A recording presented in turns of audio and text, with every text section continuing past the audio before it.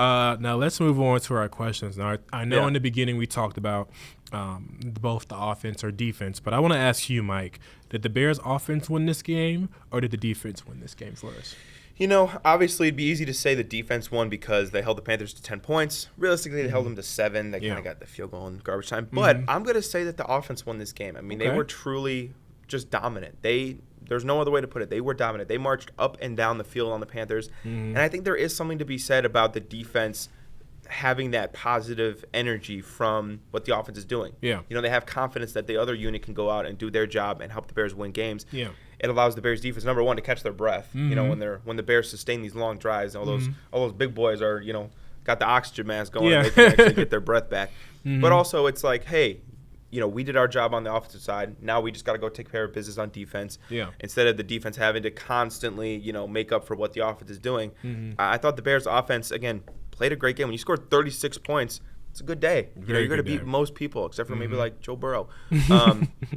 But no, I thought the Bears offense, I think they won the game this week.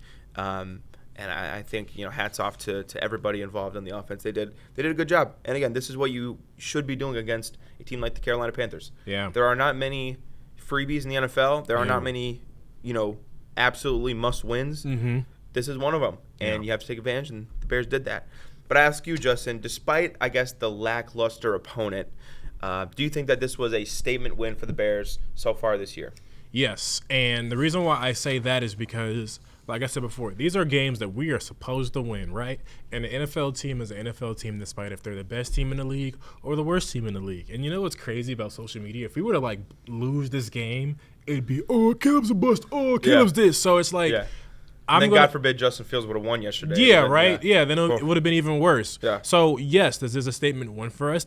I think this is the most dominant one we had all season, right? Oh, definitely. Yeah. So, I mean, I think we'll definitely have more, hopefully. But, yeah, it was a statement win. We came out there and we punched them in the mouth. We scored early, and they never scored again, you know, except for, you know, late garbage time points. But, you know, and this is what will give our team confidence and hopefully to continue to go against weaker opponents, which really after the Jaguars. Not a lot. Yeah, it's not a lot, not a lot right? of weaker opponents left. Not a lot of freebies left in our schedule, so definitely this was a statement win, and I definitely think this will help us continue the momentum as we travel across the pond next week. Yeah.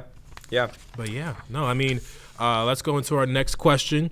Obviously, we talked about Caleb, so we'll bring that back. It's kind of a two-parter for you, Mike. Did Caleb Williams have his best game so far? And is Caleb Williams and DJ Moore's chemistry improving? I think yes to both, and I think that's encouraging for Bears fans. Like I said, like Caleb has had this linear path of progress so far, and we all know that progress isn't always linear. Yeah. There'll be games where he falls a little bit, and there'll be games where he spikes up a little bit, I hope.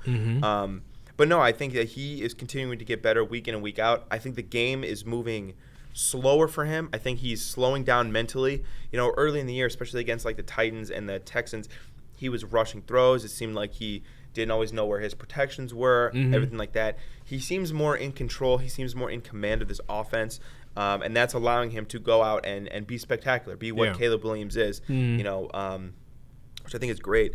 And then talking about DJ Moore, you know, obviously DJ Moore had his best game of the year by far, so it'd be easy to say on that alone that their chemistry is improving. Yeah. But I thought, you know, last week was big when DJ Moore talked about that there was that miscommunication on the go route, and that DJ Moore said it was my fault, and that they were going to talk about it. And clearly they worked something out, and clearly they had, you know, meetings. They understand that they need to be on the same page. They need to be in sync with each other. This offense, better or worse, is going to flow through those two. Yeah. So I think they fixed it. And, you know, say what you want about Justin Fields. Him and DJ Moore clicked all year. I mean, that was the one big positive of the Bears season last year was him and DJ Moore's connection. And I think Caleb Williams, it's taken them a few weeks to kind of get to that point with DJ Moore. Yeah. However, DJ Moore and Caleb Williams seem like they are on the same page now, which is incredible. And that's absolutely what the Bears need. And I'm going to ask you, again, speaking of the defense, we know how good our offense has been yesterday and how good our defense has been all throughout the year. Yeah. Do you think our defense can play like this, like a top 5 unit for the rest of the season? I think they can. And I hate to give our coach credit, Eberflus, but I mean he's a defensive-minded coach, so I think definitely with that experience, some of those points come in there. But I mean, even against, you know, Houston and some of the better teams we've played this season, I mean, we've given quarterbacks trouble. And I think because of that, that gives us the confidence to be able to go into games where we're playing Super Bowl contenders and NFC contenders to really challenge them. Even if we let up a couple of, even if we allow a couple of touchdowns in the game, I think that having that confidence to say, hey, we can sack Brock Purdy, we can sack a Jalen Hurts a couple of times. And I think that gives the Bears, confidence to be able to go in there and still win games. But yeah, I definitely believe our defense can hold up like this. I think we have the right players and kind of the right pieces in line for this to happen. Yeah. And I hope it continues, and I definitely have a lot of confidence to believe that it will continue. I'll say this: I think for as much flack as we've given Matt Eberflus, and he's deserved most of it. I'll be honest. Yeah. He does know how to call defense. Yeah. Like that is his side of the ball, and he absolutely knows what he's doing on that side. This defense is really, really good. You got players all over the field. I mentioned, Dexter, Sweat on the defensive line. Darrell Taylor's been making plays. DeMarcus Walker. Linebacker-wise, we have Sanborn and Edwards and Edmonds.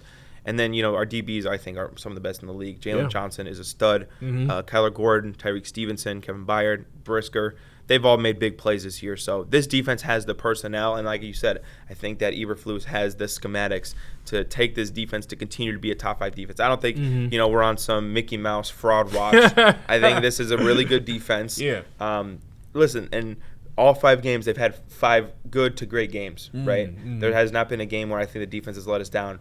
And that's crucial in the National Football League. It's really hard to win games when your defense is allowing 35, 40 points, which is what we are about to talk about in a few minutes about a defense that does that. But we have another question for you, and this pains me because I guess I'll have to answer it too. Yeah.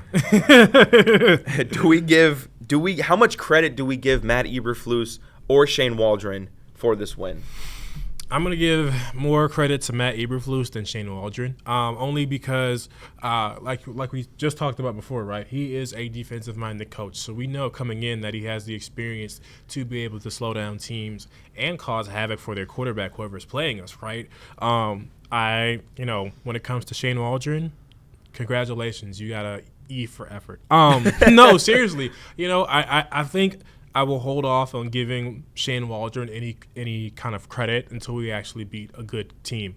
Fair. And, I think definitely he has, ever since I believe Caleb and some of the other offensive players had that chat with Waldron, I think definitely I've seen some signs of improvement. But, we have to beat the good teams in the NFL in order to really say, hey, Shane Waldron's not actually a person we should fire. Right. And I think until that happens, I'm still kind of on the fence. But I do give Matt Eberflus some credit for being able to, hold an NFL team to, less than 10 points or, just to 10 points. Yeah, 10 points, but what are your thoughts, Mike? Well, I have to give Shane Waldron credit for not sabotaging. Yeah. That hasn't been something he's been doing this year. But like you said, after the chat, this offense has looked noticeably better. I mean, they've had their best game in back-to-back weeks. Last week, they ran the ball really well against the Rams. This week, Caleb was highly efficient. They got DJ Moore involved. So, I have to give him credit. He has not been the Shane Waldron, we were talking about in the first few weeks of the season. He's been noticeably better. And, listen, you're right. Matt Eberflus is leading this defense to complete dominance. Shane Waldron had this offense, like a well-oiled machine yesterday. Yeah. So I have to give them credit. As much as it might pain me to say, Justin, I have to give them credit. They coached their butts off yesterday. But your point is absolutely correct. It's one thing to do this against the Carolina Panthers. Yeah. It's another thing to do this against the Lions, the Packers, Vikings, all teams in our division. By the way, I saw a stat today. The NFC North is the only division of football with all 4 teams being over 500. Wow. I mean, we're 3-2, Packers 3-2. The Lions are 4-1, I believe. And then the Vikings are undefeated. Yeah. And Aaron Rodgers almost got him yesterday. Almost got him. Yeah. Almost got him. I thought he was going to do it in London. But no, the Vikings are still undefeated.